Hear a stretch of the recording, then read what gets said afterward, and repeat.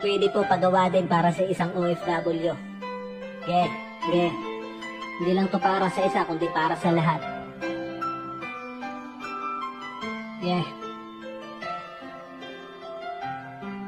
Haragan, isa ako sa Pilipino na piniling manayuhan dito sa ibang bansa para lamang matulungan ang aking mga pamilya kahit na medyo mahirap. Bawal dito ang mapagod, kailangan magsumika para sa aking pamilya ay kailangan magtiis. Sinantabi ko ang lungkot at ang aking pagkamis, bawat pawis ko bayad para to sa kanila. Ayos lang magsakripisyo basta kayo masaya, kaya sana lang naman ay maintindihan nyo, kasi para sa inyo naman ginagawa ko. Minsan kami ay gipit din, meron kaming gasto. Kung di makapagbigay ay wag lang magtampo. Sobrang hirap ng lagay, kung sana ay alam nyo lang. Sana ay intindihin nyo din ang